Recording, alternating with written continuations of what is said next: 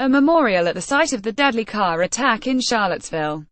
Evelyn Hochstein for The Washington Post last month. Simon Cooper wrote in his Financial Times column that he was applying for French citizenship. His wife and children, Americans all, had already done so. They live in Paris, so they are not leaving one country for another, but the column made me wonder if I could ever do anything similar. The quick answer is no, but President Trump has put my relationship with my own country on the rocks. Some days I think I don't know it anymore. Trump's reaction Saturday to the Charlottesville hate fest is an example of what I find so troubling. I never thought a president of the United States would hedge his bets when it came to denouncing racists and anti-Semites. There is abundant boilerplate for these incidents, whole attics of cliches, but Trump could utter not a one.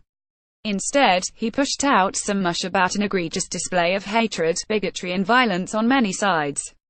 On Monday, the president toughened up. Racism is evil, Trump said, no doubt at the urging of his aides.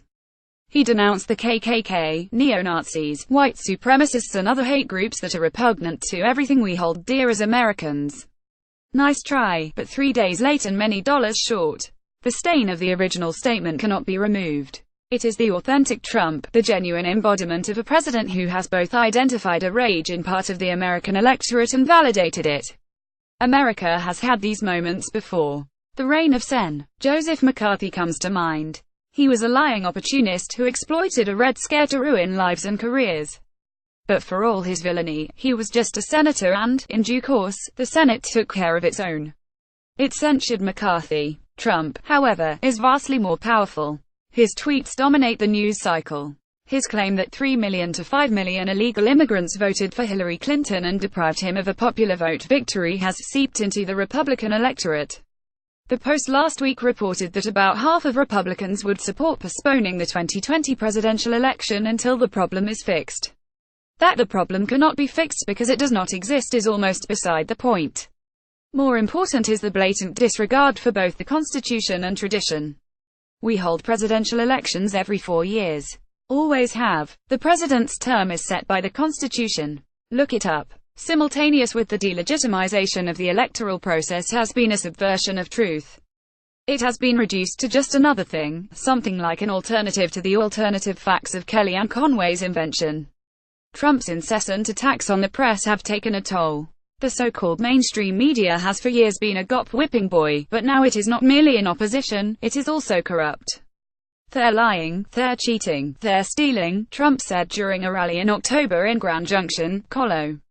They're doing everything, these people right back here. He was pointing to the press section. Grand Junction, in fact, is where Peter Hessler of The New Yorker found that Trump's message of anger and intolerance has not only taken hold, but also metastasized.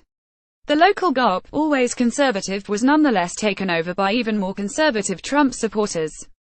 The local newspaper, the reliably middle-of-the-road Daily Sentinel, has lost subscribers and is under siege for its moderation. Grand Junction has its problems, and it is not all of America. But it ain't anywhere else, either. Beliefs that used to be found only on the fringe of the far right have entered the Republican mainstream.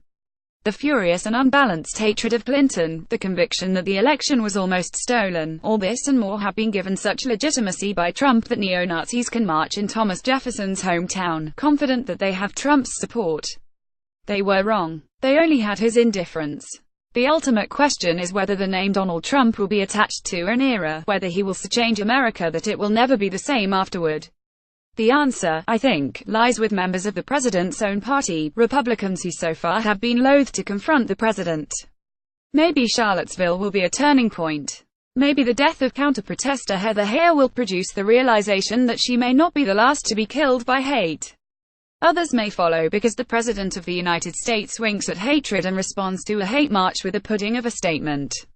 It was not what he initially said, though, that was telling. It was his total lack of outrage. Maybe that's his America. It's not mine. Read more from Richard Cohen's archive.